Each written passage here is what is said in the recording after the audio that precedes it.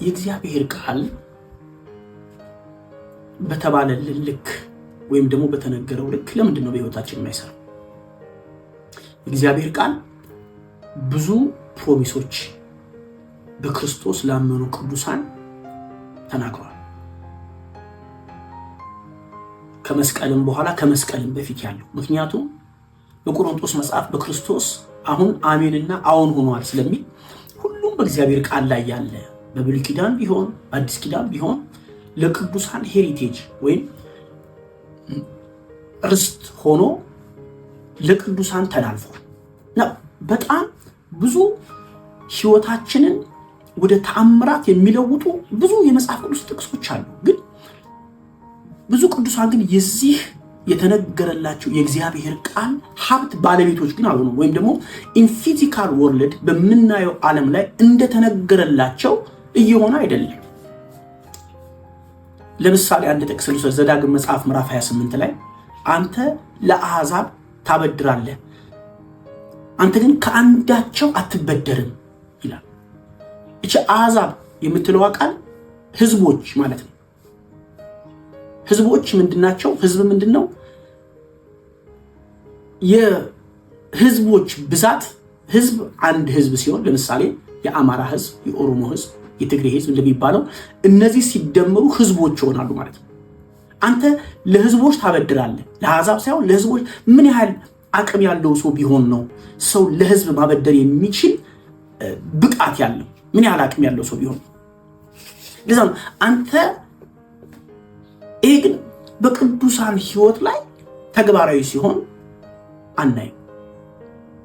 በፈውስ አቅጣጫ ብዙ ጥቅሶች አሉ ይሄን ሊረዱ የሚችሉ ሰዎች፣ ግን አሁንም ቅዱሳን በበሽታ ይማቀቃሉ። በብልጽግና አቅጣጫ እግዚአብሔር ብዙ ጥቅሶች ሰጥቶናል። ብዙ ተስፋ ቃሎች ሰጥቶናል። ይሄን በሚል ቃል ብጠቀመው ጥሩ ነው። ተስፋ ቃሎች ሰጥቶናል። ለምንድን ነው ይሄ ተስፋ ቃል በሰው ህይወት ላይ ተግባራዊ ሆኖ የማይፈጸም? ኦልዌይስ ቸርች ሰው ይሄዳል፣ በዚህ ጉዳይ ይጸልያል፣ ጸሎት ይሄንን መልስ የሚሰጠው ይመስለዋል። ግን የእግዚአብሔር ቃል በህይወታችን ውስጥ ከገባ በኋላ ስር ሰዶ ሌላ ፍሬ እንዲያፈራ በመጀመሪያ ስለ እግዚአብሔር ቃል ባህሪ ማወቅ አለብን። የእግዚአብሔር ቃል ባህሪ ምንድን ነው? መጀመሪያ አንድ ነገር ማወቅ አለባችሁ። ይህንን በሌላ ቪዲዮ ሰራላችኋለሁ። የእግዚአብሔር ቃል መጽሐፍ ቅዱስ ማለት አይደለም። በሰፊው ይሄንን ክፍል ሰራላችኋለሁ። የእግዚአብሔር ቃል የክርስቶስ ማለት ነው፣ ራሱ ኢየሱስ ማለት ነው። ስለዚህ የእግዚአብሔር ቃል የሆነው ክርስቶስ፣ ምክንያቱም የእግዚአብሔር ቃል የሚወክለው ክርስቶስን ስለሆነ ክርስቶስ የሆነው የእግዚአብሔር ቃል ወደኛ ህይወት ከገባ በኋላ በተባለልን ልክ በቅድስና አቅጣጫ በጽድቅ አቅጣጫ ለውጥ የማያመጣው ተገቢውን የሆነ ቦታ ስላላገኘ ነው። እስቲ መጀመሪያ ስለ እግዚአብሔር ቃል እንነጋገር። የእግዚአብሔር ቃል ምንድን ነው? በዕብራውያን መጽሐፍ ምዕራፍ 4 ቁጥር 12 ላይ በጣም ታዋቂ ክፍል ነው። ይህ ክፍል የእግዚአብሔር ቃል ሕያውና የሚሰራ በሁለቱም በኩል ከተሳለ ሰይፍ ይበልጣል ይልና ነፍስንና መንፈስን ጅማትንና ቅልጥምን ቀጥሎ ስሜትንና ልብን ለይቶ ይወጋል ይላል። አሁን ጅማትና ቅልጣም በጣም ውስብስብ ቢሆኑ በጣም የተጠጋጉና ውስብስብ ቢሆኑ አሁን በቅርብ ጊዜ ነው ባይዘው የጅማት ቀዶ ጥገና ዓለማችን ወደዚህ ዕውቀት የደረሰችው። ጅማትን ቀዶ ወደ መጠገን ሳይንሳዊ ብቃት የደረሰችው ዓለማችን በቅርብ ጊዜ ነው። ምክንያቱም ጅማት በጣም ውስብስብ ስለሆነ ምንም ውስብስብ ቢሆን ጅማትና ቅልጥም ምንም ውስብስብ ቢሆን የሚታይ ነው፣ ፊዚካል ወርልድ ላይ ያለ ነው። ነፍስና መንፈስ ግን የሚታይ አይደለም። ሁለቱ ልብና ስሜት የሚታይ ጉዳይ አይደለም። እንግዲህ በጣም ሻርፕ ነው። ልብና ስሜትን የማይታዩ ነገሮችን በስፒሪቹዋል ሪልም ያሉ ነገሮችን ለይቶ መውጋት ይችላል። ፊዚካል ወርልድ ውስብስብ የሆኑ ነገሮችን መውጋት ይችላል። እስቲ አሁን የእግዚአብሔር ቃል ሕያውና የሚሰራ ሲል ምን ማለት ነው? ሕያው ምን ማለት ነው?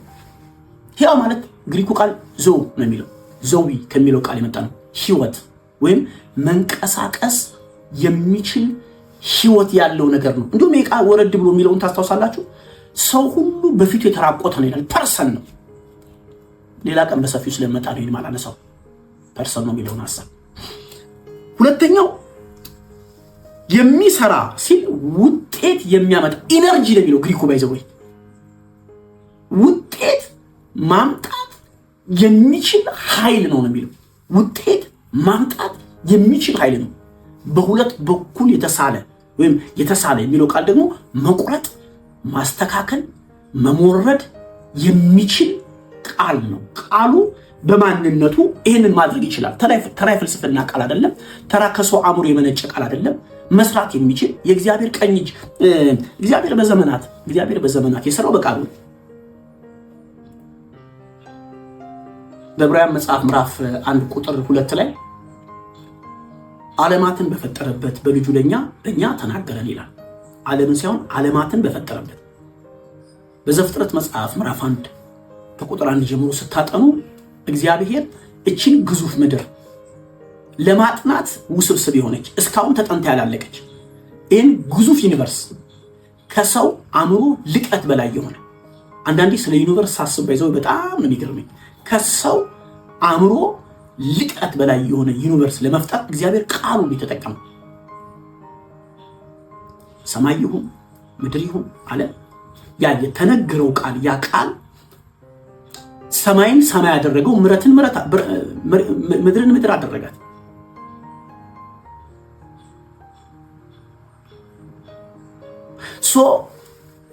ይሄ ግዙፍ የሆነው የእግዚአብሔር ቃል ኢየሱስ በምዕራፍ 6 ቁጥር 66 ላይ በዮሐንስ ወንጌል እኔ የነገርኳችሁ ቃል ምን አለ? መንፈስና ሕይወት ነው፣ ዘዊ ነው፣ ተራ ቃል አይደለም። በራሱ የሆነ ነገር መፍጠር ይችላል። ፓወርፉል ነው። ለምንድን ነው ታዲያ ፓወርፉል ከሆነ? ይሄ ነው ዛሬ የምንጠይቀው ለመመለስ መሞክረው። በኢሳይያስ መጽሐፍ ምዕራፍ 55 ቁጥር 1 ላይ ዝናብ እና በረዶ ወደ ምድር ወርዶ ምድርን እንደሚያረሰርሳት ፍሬም እንድታበቅል እንደሚያደርጋት ይልና ከዚህ ጋር አብሮ የሚያያይዘው ካፌ የሚወጣውን ቃል ያሻውትን ሳይፈጽም በከንቱ ከንቱ ምትሏን ቃል ያዙልኝ፣ አስምሯት። በከንቱ ወደ እኔ አይመለስም። ከመጣ ከላኩት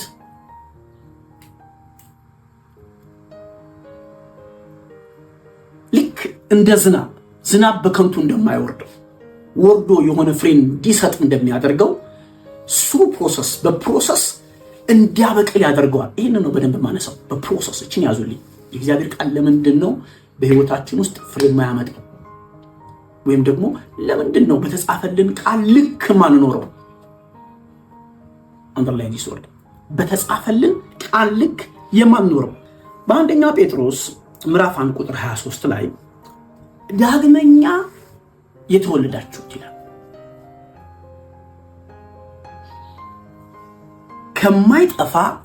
ከሚጠፋ ዘር አይደለም፣ ሕያውና ለዘላለም ከሚኖር በእግዚአብሔር ቃል ነው።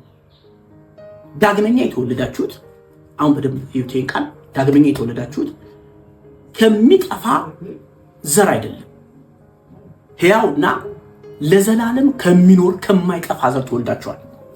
እቺን ቃል ያዟት። ዘር የምትለው የእግዚአብሔር ቃል በመጽሐፍ ቅዱስ ላይ ከተመሰለባቸው አንዱ ነገር ዘር ወይም የማይጠፋ ዘር ወይም የማይበሰብስ ሊሞት የማይችል ዘር ማለት በግሪኩ ቃል ስፓርማ ማለት ሲሆን በሂደት ለውጥ ሊያመጣ የሚችል አንደርላይንስ በሂደት ቅድም ነግሬያችኋለሁ።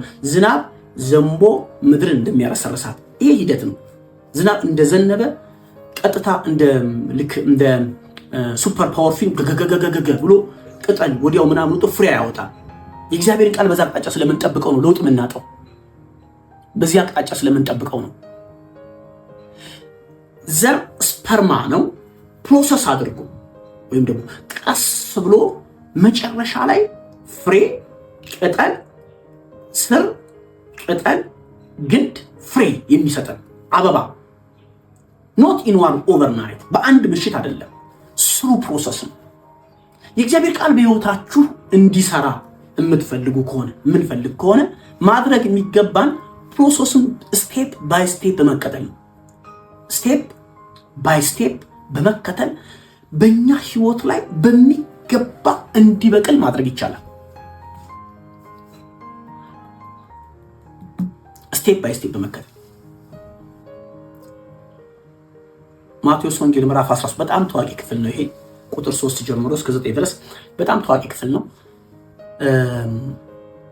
ስለ ዘሪው ምሳሌ ኢየሱስ አንስቶ ለደቀ መዛሙርቱ ይናገራል። እንዲሁም ይህንን ለደቀ መዛሙርቱ ትርጉሙን ከታች ከምዕራፍ 9 በኋላ ቁጥር 11 ላይ ስለዚህ የእግዚአብሔር ቃል ትርጉም ስቴፕ ባይ ስቴፕ ያስቀምጥላቸዋል።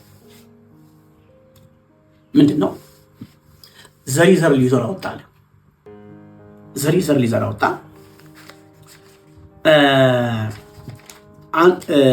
እንግዲህ ሊዘራ የወጣው ዘር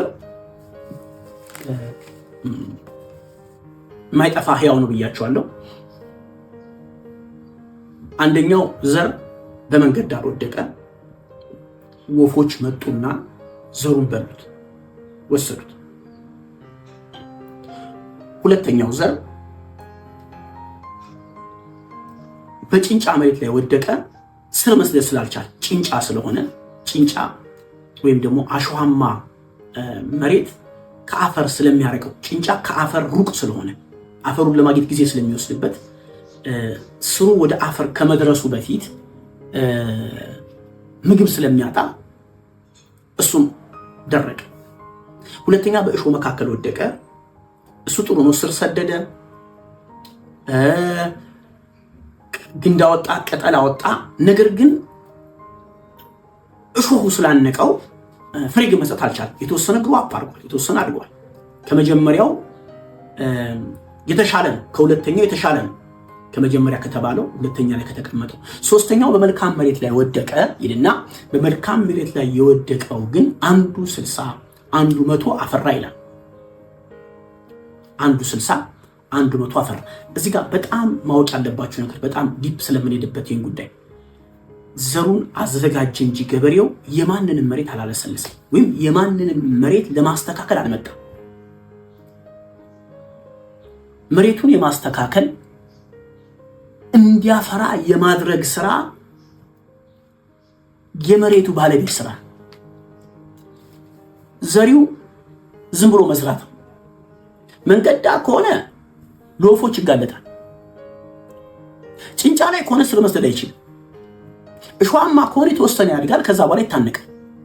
መልካም መሬት የሆነ ዘር ከሆነ ግን መልካም መሬት የሆነ ዘር ከሆነ ግን 60 100 ከዛም በላይ ሊያፈራ እንደሚችል ዘሩ መልካም መሬት እንደሚፈልግ የእግዚአብሔር ቃል ይናገራል። ክርስቶስ በሕይወታችን ተዘርቷል። ኦልሬዲ ምን ጠብቀው አዲስ ዘር የለም። የተዘራው ዘር ግን በእኛ ሕይወት ላይ ስር ሰዶ እንዲያፈራ በዚህ ነባራዊ ዓለም ላይ እንዲገለጥ ግን የለሰለሰ መሬት መሆን አለበት። የተስተካከለ መሬት ካልሆነ ግን ዘሩ በራሱ ብቻውን ለውጥ በግል ሕይወታችን ላይ እንደማያመጣ ይናገራል። ስለዚህ ለእግዚአብሔር ቃል የተስተካከለ መሬት መሆን አለብን ማለት ነው። ለእግዚአብሔር ቃል የተስተካከለ መሬት በውስጣችን የእግዚአብሔር ጽድቅ እንዲያፈራ የተስተካከለ መሬት መሆን አለብን። የተስተካከለ መሬት ምን ማለት ነው? ወይ ለእግዚአብሔር ቃል የተስተካከለ መሬት መሆን ምን ማለት ነው? በነፍሳችን ውስጥ የእግዚአብሔርን ቃል ማስቀመጥ ወይም መደበቅ ማለት ነው። ዳዊት ምን አለ? አቤቱ አንተን እንዳልበድል ቃልህን በልቤ ሰወርኩ። ዳዊት እግዚአብሔርን አለመበደል ነው የሚፈልገው። አለመበደል ስለሚፈልግ ላለመበደል መመኘት ሳይሆን ያደረገው ላለመበደል የሆነውን የእግዚአብሔር ቃል አቅም ጉልበት ሊሆነን የሚችለውን የእግዚአብሔር ቃል ሕያውና የሚሰራው ኢነርጂ ነው ያለውን ቅድም የእግዚአብሔር ቃል በልቡ ውስጥ አስቀመጠው፣ ሰወረው። ሲሰውረው ያ የእግዚአብሔር ቃል አድጎ ምን ፈጠረለት? እንዳይበድል አደረገው።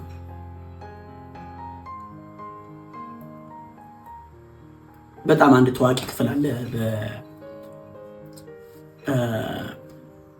በምሳሌ ምዕራፍ 4 ቁጥር 20 ላይ ልጄ ሆይ ንግግሬን አድምጥ። በጣም ይህን ቃል ወደዋለሁ፣ ደጋግሜ የሚጠቅሰው ጥቅስ ነው።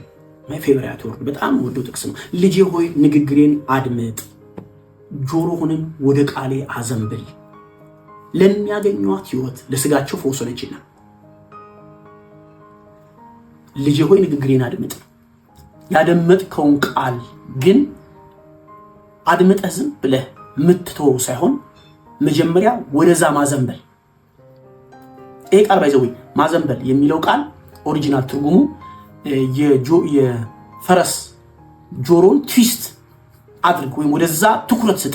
ፈረስ ትዊስት ያደርጋል ጆሮ፣ ትልቅ ጆሮ ነው ያለው። የሆነ ድምፅ ከሰማ ጆሮን ቀጥ ያደርግና ወደ መጣበት ድምፅ ወደ መጣበት አቅጣጫ ጆሮውን ወደዚያ ያዞራል አንቴናው። ልጄ ሆይ ጆሮውን ወደዚህ አዘንብል የሚለው ቃል ወደ ጎን ተጎንበስ ጆሮን ይዘህ ሳይሆን ትዊስት አድርግ፣ ትኩረት ስጠው፣ እዛ ላይ ፎከስ አድርግ። ፈርስት ፎከስ ኦን ዘ ወርድ ኦፍ ጎድ፣ በእግዚአብሔር ቃል ላይ ፎከስ ማድረግ መጀመሪያ።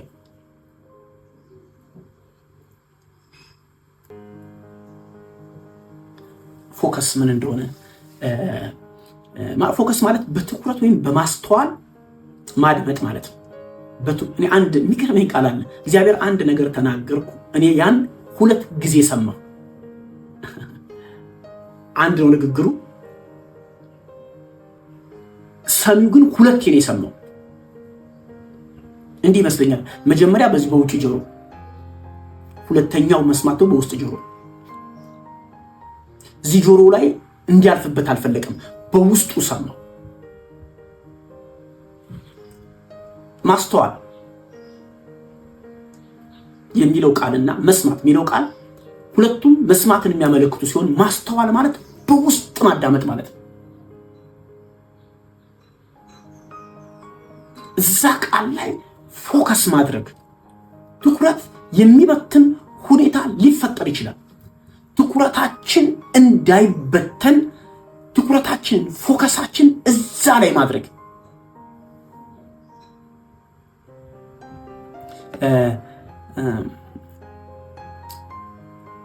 እንግሊዝኛው ቃል አቴንድ ቱ ማይ ወርድስ ነው የሚለው። አቴንሽን ስጥ፣ አቴንድ አድርግ።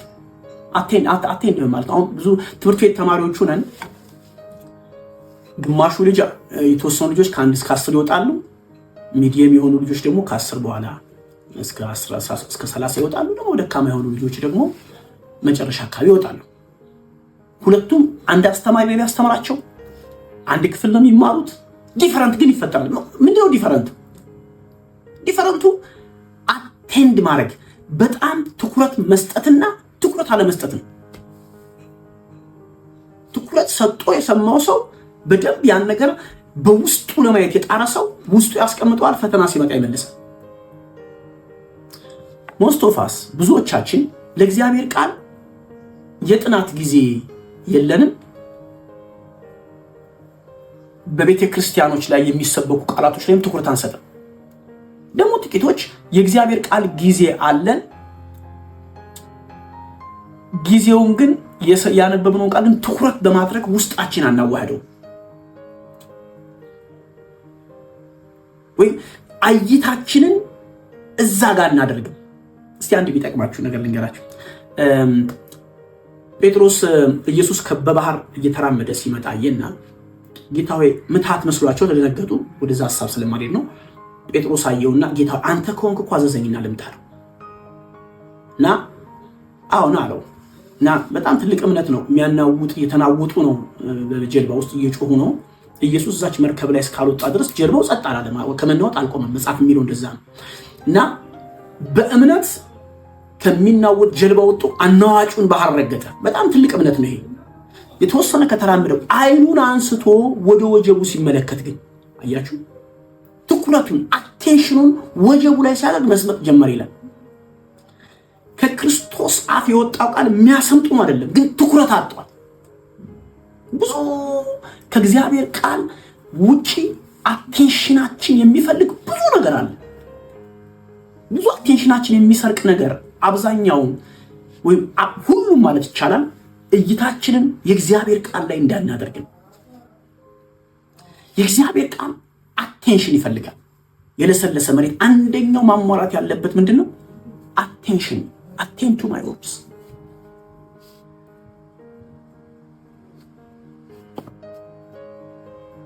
ከዛ ቀጥሎ በልብ ጠብቃት። ኪፕ ኢን ዮር ሃርት። ብዙ ጊዜ መጽሐፍ ቅዱሳችን በተለይ በአዲስ ኪዳን ልብ ልብ ልብ ልብ ልብ ልብ እያለ ይናገራል። ብዙ ጊዜ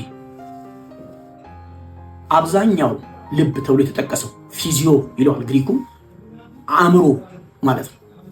አብዛኛው ለምሳሌ የልባችሁን ወገብ ታጥቃችሁ በመጠን ኑራችሁ የሚለው ቃል የአእምሯችሁን ወገብ ታጥቃችሁ ነው የሚለው።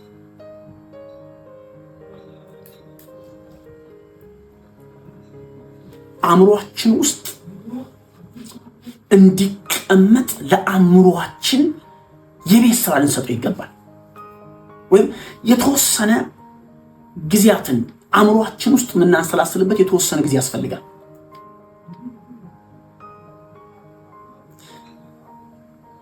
ማንሰላሰል የሚል ቪዲዮ ሌላ ስለምሰራ ነው። ነፍስ፣ መንፈስ፣ ስጋ ይሄን በጣም በታተኝ የምናይበት ቪዲዮ ሰራለሁ፣ ሌላ ቪዲዮ። ለዚህ እንዲጠቅማችሁ ግን አእምሮ ማለት የነፍስ ትልቁ አካል ነው። ትልቁ ቦታ የነፍስን ትልቁ ፓርት ይዞ አእምሮ ነው። አእምሮአችን ውስጥ አእምሮ ማለት ባይዘው ወይ ዝም ብለን ያገኘነው ምን ጎደጉድበት ሳይሆን አእምሮ ነገሮችን የምንፈጥርበት ነው። በአእምሮአችን ውስጥ ቃሉ የተወሰነ ከልቲቬት እስኪሆን እስኪበዛ ድረስ ተገልጦ እስኪወጣ ድረስ በአእምሮአችን ውስጥ ማስቀመጥ አለብን። ወይ ደግሞ ሐሳባችን ወደ ቃሉ ትኩረት መስጠት አለብን። እየሄድን ሊሆን ይችላል፣ እየተራመድን ሊሆን ይችላል። ቃል አጥንተን ወይም ደግሞ ቃሉን ሰምተን ቃሉን ተቀብለን እንቅስቃሴ እያደረግን ሊሆን ይችላል። በዛ አቅጣጫ በአእምሮአችን ውስጥ ታክሲ ውስጥ ልጆች ትምህርት ቤት እያደረስ ወሬቨር የሆነ ቦታ እየሄድን ሊሆን ይችላል። በዛ ጊዜ ቃሉን በአእምሮአችን እንዲቀመጥ አእምሮአችንን በዛ አቅጣጫ ስንገራው መሬቱ በተወሰነ ፓርት እየለሰለሰ ይመጣል።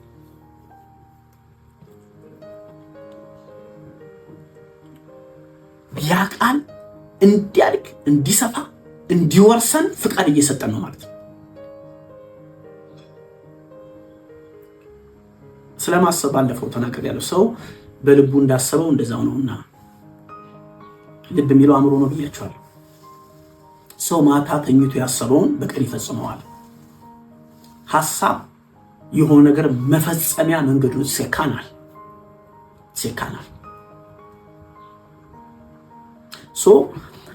እግዚአብሔርን ቃል በዚህ መልኩ ስናስቀምጠው ጥቂት ጊዜ ሊወስድ ይችላል። እዛው ላይ ስንጸና ስንቆም፣ በቃሉ ላይ ስንቆም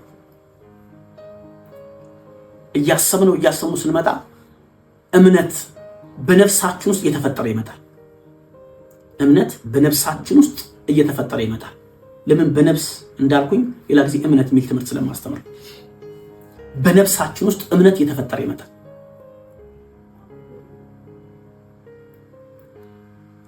ያንን ቃል ደግሞ ስናውጀው ስንናገረው እያወጅ ነው እየተናገር ነው ስንመጣ ከሆነ ጊዜ በኋላ ያው ቅድም ነግሬያቸዋለሁ። ዘር ስፐርማ ማለት በፕሮሰስ የሚያድግ እንጂ በአንድ ቀን ታታታታ ብሎ ፍሬ በፍሬ የሚያደርግ አይደለም። ብዙ ጊዜ እግዚአብሔር ኤክስፔክት እናድርገው በዛ መንገድ ነው። እግዚአብሔር ተናግሮኝ አይደል እንዴ? በዚህ እግዚአብሔር በቃሉ እንዲህ ብሎ አይደል እንዴ? ለምንድን ነው በእኔ ህይወት ይሄ ነገር ከእግዚአብሔር ቃል ተቃራኒ የሆነ ላይፍ መኖረው? ምንድን ነው ምክንያቱ?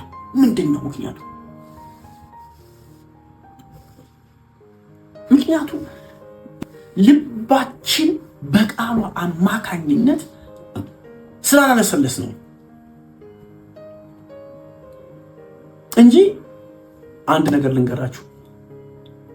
በክርስቶስ የሆነው የተነገረው ቃል ሁሉ ባለቤቶች ነን።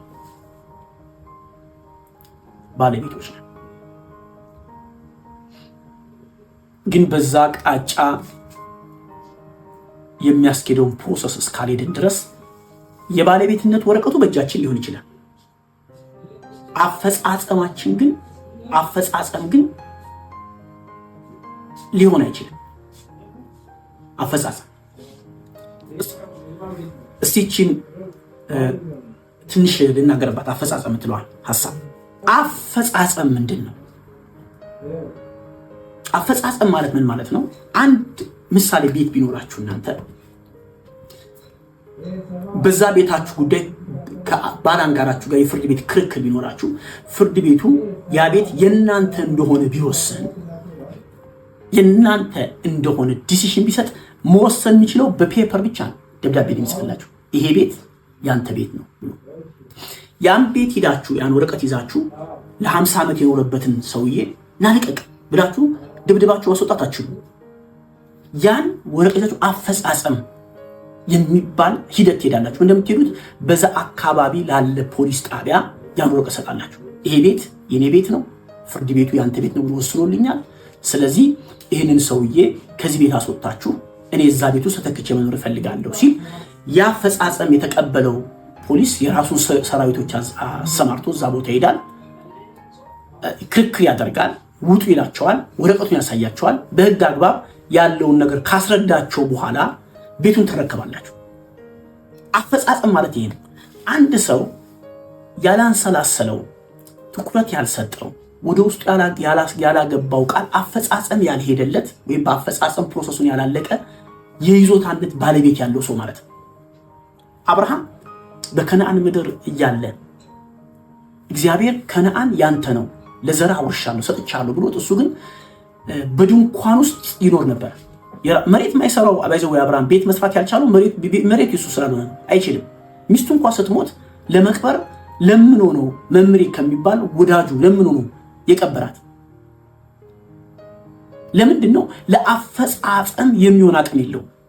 ከዛ እግዚአብሔር አንድ ቀን ህልም ጣለበትና በቃ ህዝብ ያንተ ልጆች ወደ ግብጽ ምድር ይሄዳሉ፣ 400 ዓመት በዛ ይቀመጣሉ፣ ተመልሰው ይመጣሉ አለ። ግብጽ ሄዱና ምን ሆኑ? መጽሐፍ ቅዱስ ባስጨነቋቸው ቁጥር ይበዙ ነበር፣ ተባዙ፣ ለአፈጻጸም አቅም ያላቸው ሆኑ። አብርሃም ብቻውን የከነዓን 31 ነገስታት ናቸው በዛን ጊዜ። 31 ነገስታት ጋር ተዋግቶ አይችልም። ስለዚህ ፕሮሰሱን አለፈና መጨረሻ ላይ በዛ ፕሮሰስ ውስጥ ግን ከ400 እዚህ ጋር 80 ዓመት አለ። ከ480 ዓመት በኋላ ያ መሬት እግዚአብሔር እንደተናገረው የአብርሃም ሆነ። ብዙ የተነገረልን የተስፋ ቃል አለ። በህይወቴ እንዲህ ነው፣ እግዚአብሔር ግን እንዲህ ብሎኛል፣ ራስ እንጂ ጅራት አትሆንም ብሎ ጌታ ተናግሮኛል። ራስ ማለት አመራር የሚወጣበት ሐሳብ የአንድን ነገር አመራር የሚወጣበት ነው። ጅራት ደግሞ ሁሌም ተከታይ ከኋላ ነው ያለው። በአይን እይታ ውስጥ እንኳን አይደለም። አይን ጅራትን አይቶ ፈረስ በአይኑ ጅራቱን አይቶ ያውቅ ምናልባት አንዳንዴ እንዲህ ሲል ካልሆነ በስተቀር ሌላው እንስሳ በሉት ከኋላ ያለ ነው። ከኋላ የሚመራ ነው፣ የሚከተል ነው። ዋይ አፈጻጸም ፕሮሰሱ ቅድም ትኩረት መስጠት ያልኩት ቃል በቃል ትኩረት መስጠት መጀመሪያ ወይም ወደ ቃሉ ማዘንበል ማለት ነው። በልብ ውስጥ ማስቀመጥ መናገር፣ የቃሉን ያለ መታከት ማወጅ በመናገር ውስጥ የዛ ቃል አፈጻጸም ባለቤት እንሆናለን እንጂ ክርስቶስ በህይወታችን ከተዘራብን በኋላ እግዚአብሔር በክርስቶስ የፈቀደው ሁሉ የኛ ነው። እንዲህ አለ ልጁን የሰጠን እንዴት ሌላውን እንዲሁ አይሰጠን? አያችኋት እቺ እንዲሁ የምትለው ቃል ልጁን የሰጠ መስጠት ከቻለ ሌላውን እንዲሁ ነው መስጠት የሚችለው። ዋው!